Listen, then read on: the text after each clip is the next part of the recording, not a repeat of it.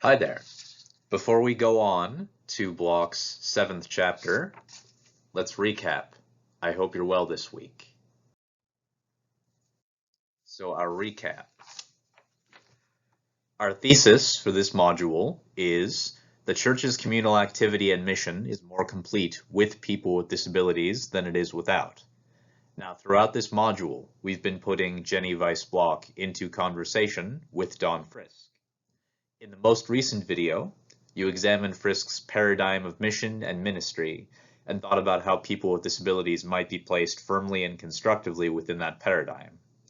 In that last video, we discussed the goal of the eschaton for Frisk, the role of the Holy Spirit as agents of God's mission, the spiritual gifts or charismata, and the covenant's ordination processes. And then we wondered aloud how people with disabilities might be brought into those structures. Now, in this video, we'll be discussing Block's 7th chapter in Copious Hosting, where she very clearly articulates her theology of access in the face of people with disabilities' struggle to enter into the gospel healing narratives, find a place within the liturgy and sacramental community of the Catholic tradition particularly, and communicate our needs for access. Let me be more explicit. Block makes 5 explicit moves in this chapter, and we'll add one at the end. Block clarifies the problem of the disability narratives in the Gospels, as well as the problem of the connection between disability and sin, and the problem of access to liturgy and sacrament. Now, after offering solutions to those 3 problems, Block illustrates precisely why a theology of access is necessary, and then asks whether access and inclusion are possible. Spoiler alert, they totally are. And we are going to go back and reinterpret Frisk in light of Block at the end of the video. We'll get to all that in a few minutes. So first, Block asks whether one can interpret the gospel healing narratives in ways that empower people with disabilities. She argues right off the bat that many people with disabilities find disability-related narratives in the Gospels problematic, and Colleen Grant, a biblical scholar, claims that those stories often serve to point out the moral imperfections of people with disabilities. Block further observes that the Gospel characters who have disabilities are most often nameless. Bartimaeus is an exception. And that namelessness confirms a distinct lack of social status. That's a pretty sobering thought, eh? In a more material vein, Block asserts that disability and illness are, though related, distinct, and further observes that healing is distinct from curing. Curing implies a physical basis for a disorder, whereas healing, it has social and spiritual components. After crunching some numbers, Block argues that Jesus healed like 13 or 14 people with disabilities, as distinct from people who are demonically possessed or people with chronic illnesses, depending on how one counts. 13 or 14, and that he healed them to show that he was God. I would also argue that Jesus healed them because they needed healing, but we can have that argument later. Significantly, Block then excoriates the Christian healing cult, the group of Christians so devoted to the notion of faith healing that they ignore the real needs of people with disabilities. She particularly affirms insights like Nancy Easland's about Jesus' disabilities after his resurrection. Block claims that Jesus' scars were, quote, and remain a sign of his humanity and the fullness of his life experience, end quote. I feel like that clearly affirms the goodness of people with disabilities, don't you? Second big idea. Block uses the encounter between Jesus and the man born blind in John chapter 9, the whole chapter, the one where one disciple asks, Rabbi, who sinned, this man or his parents, such that he was born blind, in order to explore the connection between disability and sin and how that is a problem. Block discusses the identity of the blind man, noting that numerous scholars call him thoughtful, brave, humorous, and stubborn, including Grant, who we just mentioned. And as he interacts with the Pharisees, his family, and Jesus and his friends, Block also points out that he's a pretty ordinary and well-rounded person. Block also asks what brought up the disciples' question in the first couple verses of the chapter, and notes that the question was very likely a prevalent cultural construct at that time. That said, she also notes that Jesus reverses the question, pointing to a manifestation of God's glory and the removal of the man's blindness. Now, Block affirms that opening dialogue between Jesus and the disciple who talks about disability and sin, quote, contributes to the marginalization of people with disabilities, end quote. And she offers a pretty comprehensive series of solutions, including a couple pointed questions from the perspective of concerned believers with disabilities and believers of able body, including, what are our stereotypes and perceptions of people with disabilities? Do we secretly feel like they might have done something wrong? Do we feel superior to people with disabilities? Now, Block's point here is pretty simple. We who have disabilities are misjudged continually by our culture, and that misjudgment is an issue of justice. Block argues stringently for our inclusion in the larger body of Christ, and that's what she goes on to address.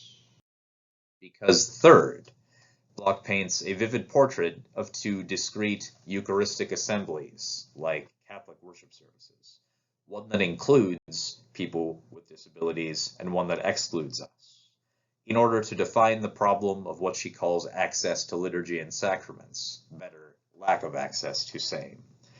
She observes liturgist Gordon Lathrop's argument that worship comprises access to specific sacred things, and also clarifies that people with disabilities are far less likely to attend religious services than people of able body are. She further asks why there are specific people excluded from her first portrait of a Catholic worship service. She asks, where is Tim Jackman, who uses a wheelchair and can't get up those steps? And where is Tanya Robinsky, who is mentally retarded and has never been given a chance to receive the Eucharist? This is an important point. People with disabilities have names and faces, and often people of able body, present company accepted, forget that because we are not present in the gathering. Now, Block continues, contending that people with disabilities often suffer from chronic exclusion, that is, exclusion as a way of life. Then she offers numerous details of the exclusion of people with disabilities from Roman Catholic religious life, her own tradition, especially their hindrance from receiving sacraments, like the Eucharist and marriage. Using various Catholic liturgical statements, she points out that worship is central to the Catholic tradition, and that the exclusion of disability flies in the face of that primary commitment. Indeed, she claims that it's necessary for Christians of able body to contend with, quote, the consequences of their exclusivity, end quote, because many people with disabilities leave Catholic churches humiliated, angry, and in pain. I can affirm that idea quite strongly because the thoughtless exclusion of many people with disabilities and chronic illnesses from worship of various kinds is a betrayal of the Church's mandate of hospitality towards all those who are different.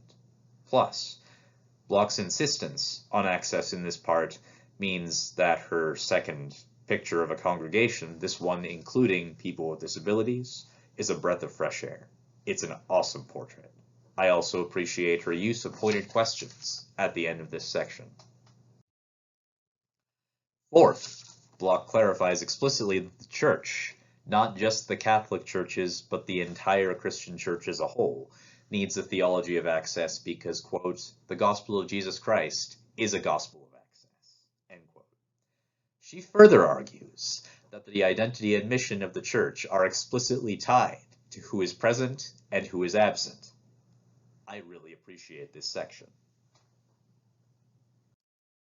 Now, having said that, Block backtracks a bit. She walks back some of her former claims in her fifth set of arguments, asking whether access and inclusion are possible. She asserts, and I quote, the one who is different asks a great deal of us. We need to face the ways we ourselves are different and ultimately to change, end quote. I'm a little confused by this section because it feels a bit in this last section like Block is defending the inactivity and even indifference of worshippers of able body. That said, she's also making at least one valid point. Change within a millennia-old institution like the Church of Christ is slow and difficult. In order to create healthy and lasting change relative to the inclusion of people with disabilities within the Christian Church, we who work for justice in that arena need to be specific, and as Nancy Easland also points out, to pick our battles. Let's back up and take a longer view. How does everything that Block says here influence Frisk's portrait of mission and ministry from the prior video? Think about it for yourselves just for a moment. I think that Block's assertions about the problem of connections between disability and sin and the problem of access to liturgy and sacrament can help us to briefly reevaluate Frisk's straightforward concepts, both of the spiritual gifts, the charismata, and the ECC's ordination processes. Let me be as clear as I can in both cases. As you can see, Frisk claims that different believers are given spiritual gifts for the benefit of the entire community. That is true, but people of able body don't often act like this. I mean, people with schizophrenia can be articulate and creative. I know this because I know 2 or 3 of them. But many folks fear those people because they can be wildly unpredictable. Furthermore, people with autism are highly observant and deeply empathic, in my experience. But they can be discounted from those same congregations because they experience sensory overload by virtue of their conditions and are called disruptive as a result. And the covenant's ordination processes are really straightforward. But what happens if you struggle in social situations? How would one do in an interview session if one had a debilitating form of anxiety? Can a person with quadriplegia effectively officiate within the communion rite in this denomination? These are all important questions you must consider on your journeys towards ministry, because you're considering these questions is a mark of your hospitality. So, let's back all the way up and take the bird's eye view. Let's recap. In this video, in light of Frisk's paradigms of mission and ministry and Block's prior redefinitions of disability, we have examined Block's 7th chapter, where she creates a practical ecclesiology of disability that challenges parts of the Roman Catholic tradition in light of the inclusion of people with disabilities. We have examined her discourses on the problems of the gospel healing narratives, the connections between disability and sin, and access or lack thereof to liturgy and sacraments in her own tradition. We've also run briefly through her arguments about a theology of access and asked with her whether or not inclusion and access are possible. Then we have reapplied some of those insights to Frisk's paradigms of mission and ministry, which should lead us. Now, all of this should lead us inexorably and in a bit of a roundabout way to your single assignment for this module.